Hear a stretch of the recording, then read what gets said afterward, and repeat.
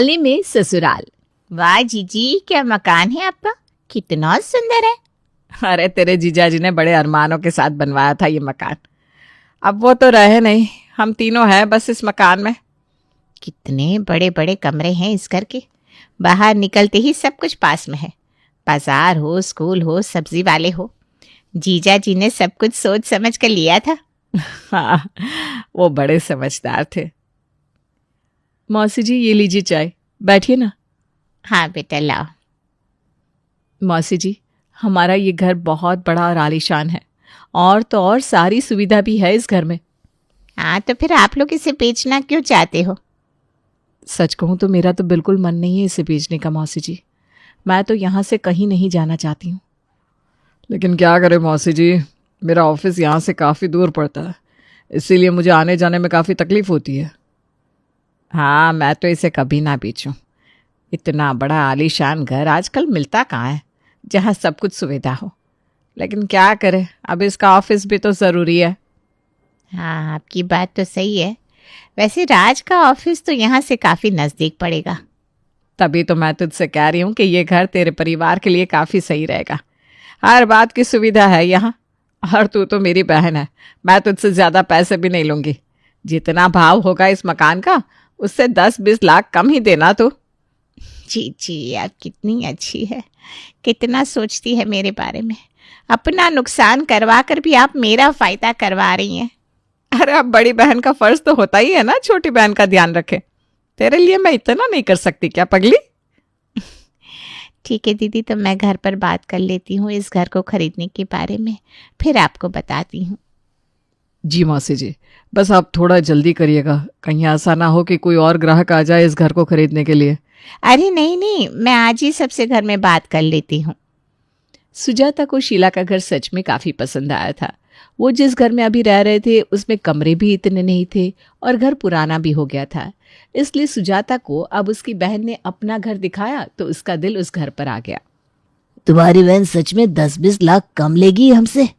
और नहीं तो क्या, उन्होंने तो कहा कि मैं उनकी छोटी बहन हूँ, वो मेरे लिए इतना तो कर ही सकती हैं। मौसी जी सच में कितना सोच रही है हमारे बारे में। वो तो शहर का बहुत ही मशहूर इलाकों में से एक है, फिर भी मौसी जी हमसे इतना कम दाम ले रही है। मैं तो कहती हूँ हमें देर नहीं करनी चाहिए, जल्दी से वो घर खरीद लेना चाहिए।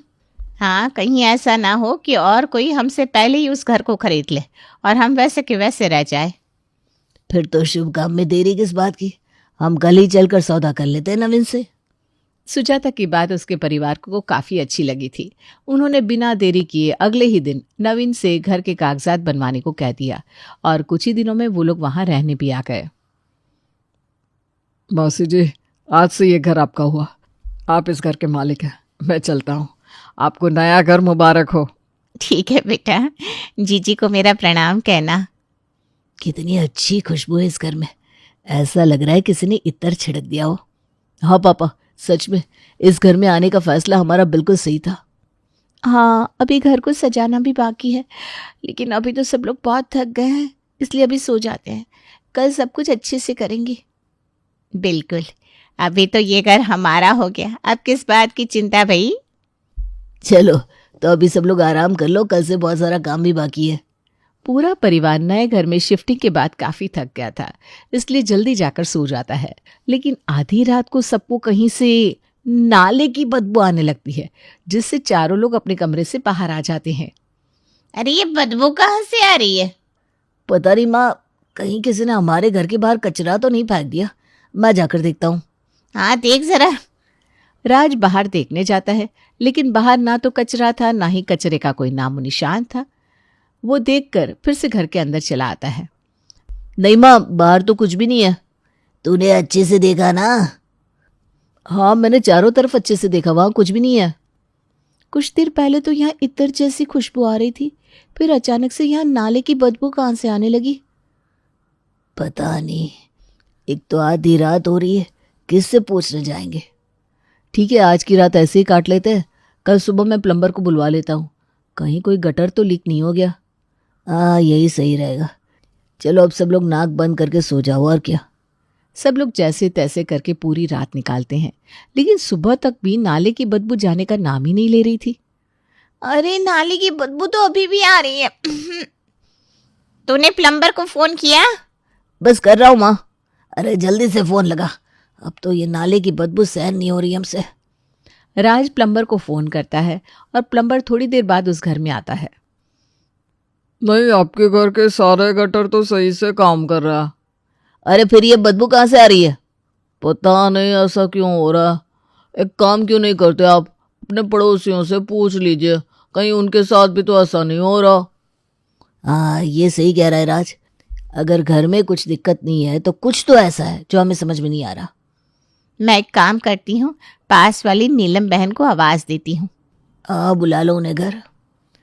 प्लम्बर को घर में क्या दिक्कत है और नाले की बदबू कहाँ से आ रही है उसका कुछ पता ही नहीं चल पा रहा था, इसलिए उन्होंने पड़ोस की नीलम को आवाज लगाई और अपने घर बुलवा लिया। क्या आपको पता नहीं कि इस घर में नाले की बदबू क्यों आ रही है? नहीं बहन जी, मुझे तो कुछ नहीं पता। आपको पता है क्या ऐसा क्यों हो रहा है? अरे आपकी बहन ने आपको घर बेचने से पहले बताया नहीं कि ये घर नाले के ऊपर बना हुआ है? आपकी बहन के पति ने बिना सोचे समझे ये मकान ले लिया था। वो लोग इत्र छांटे बिना इस घर में रहते ही नहीं थे, इसलिए जब ये मकान बेच रहे थे तब कोई भी इस मकान को खरीदने के लिए तैयार नहीं था। क्या इत्र छांटा हुआ था? जीजी ने मेरे साथ इतना बड़ा धोखा किया?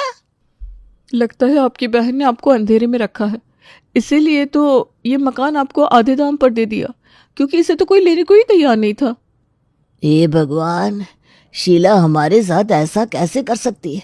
नाले के ऊपर है ये मकान, कैसे रहेंगे अब इस घर में हम? देखिए बहन जी, आजकल तो सगी बहन पर भी विश्वास नहीं किया जा सकता। आपके साथ बड़ा बुरा हुआ है सच में।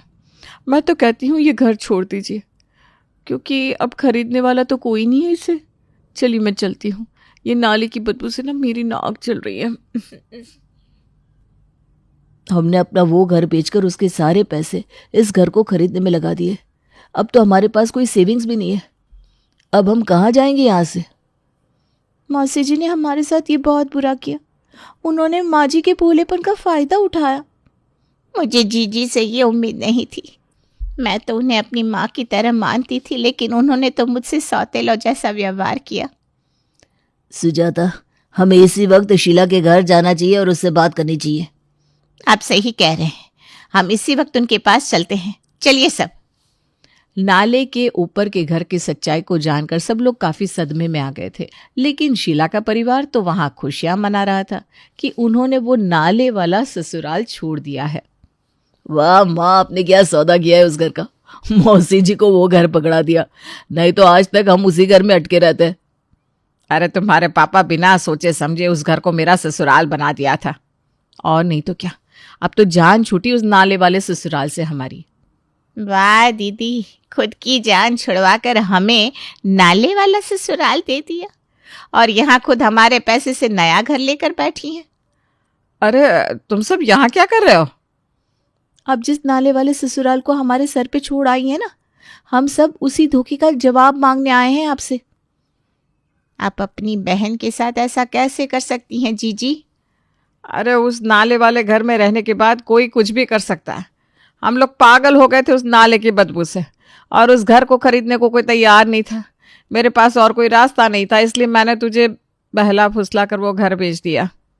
कितनी आसानी से कह दिया आपने ये सब। आपको एक बार भी नहीं लगा कि मेरे परिवार को कितनी तकलीफ होगी? हम वहां नहीं रह सकते हैं, आप हमारे पैसे वापस करिए। हमारे पास कोई पैसा नहीं है, और हमने आपको वो मकान बेचा है। अब आप जाने और आपका मकान, अब हम इसमें कुछ नहीं कर सकते। आप लोग हमारे साथ इतना बुरा कर सकते हैं, हमने कभी सोचा भी नहीं था। छोड़ो माँ, इन्होंने तो अपना ईमान और शर्म दोनों बेच दिए हैं। अब इनसे बहस करके कोई फायदा नहीं है, चलो यहाँ से। हाँ माँ जी चलिए, अब यहाँ कुछ नहीं होने वाला इनका। जाते जाते ये इत्र तो लेते जाओ, तुम्हारे काम आएगा। अपनी बहन से इतना बड़ा धोखा खाने के बाद सुजाता का मन बहुत टूट सा गया था, और ऊपर से अपने परिवार को रोज इस बदबू से जूझते देख उसे अपनी गलती का एहसास और भी ज्यादा हो रहा था। अरे नहीं नहीं, घर में पार्टी नहीं, मैं तुम सबको बाहर किसी होटल में पार्टी देता हूँ। अरे नहीं नहीं, ऐसी कोई बात नहीं है। मैं तुम्हें अपने घर में बुलाना नहीं चाहता हूँ, बस होटल में हम आराम से खाएंगे पिएंगे। हाँ हाँ ठीक है, शाम को मिलते हैं।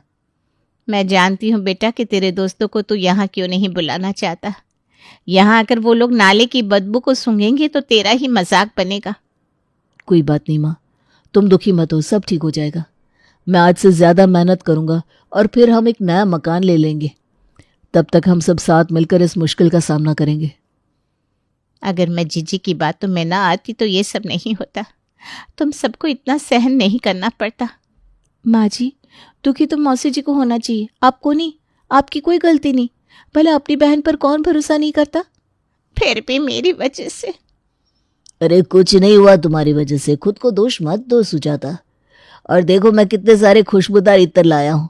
अब देखना, हम रोज नए इत्र छांटेंगे। इसी बहाने इत्र के एक्सपर्ट्स भी हो जाएंगे, क्यों?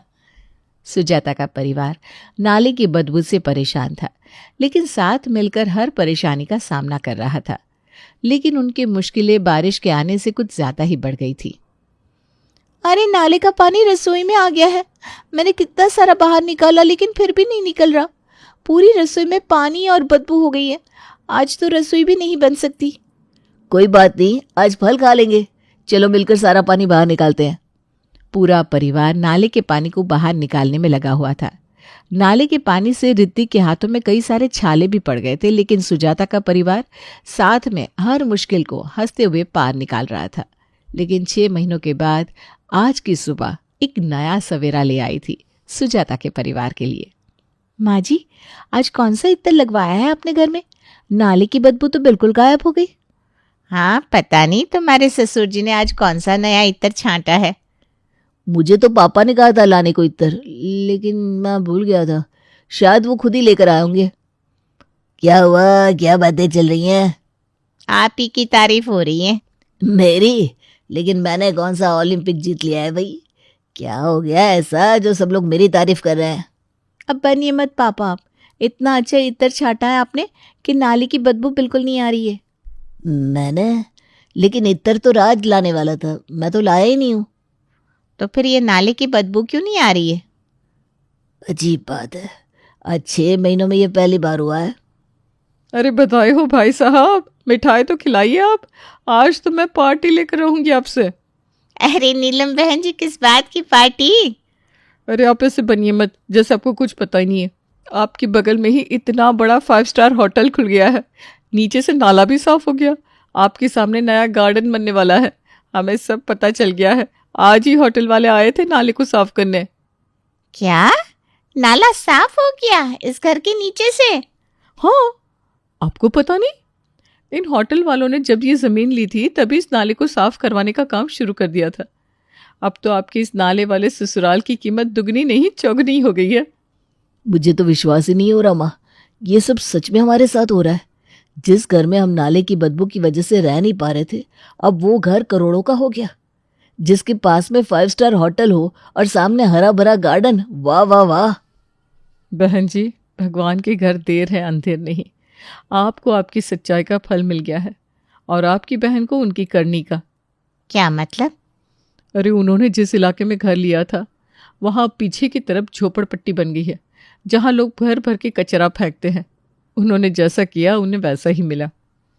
ये सब मेरे परिवार के साथ की वजह से हुआ है नीलम बहन। मुझे इस नाले वाले ससुराल में आकर पता चला कि मैं कितनी खुश नसीब हूँ कि मुझे ऐसा अच्छा परिवार मिला है। देखा, अब तुम्हें खुद को कोसने की कोई जरूरत नहीं है। अब तो तुम्हारी बहन को रोने की जरूरत है। अब तो मैं शान से कह सकती हूँ कि ये नाले वाला ससुराल मेरा है। सब लोग हंस पड़ते हैं। सुजाता और उसके परिवार को तो उनकी अच्छाई और सच्चाई का इनाम मिल गया था और भगवान ने शीला के साथ भी इंसाफ कर दिया था। अब वो नाले से निकलकर कचरे के घर में जो पहुंच गई थी।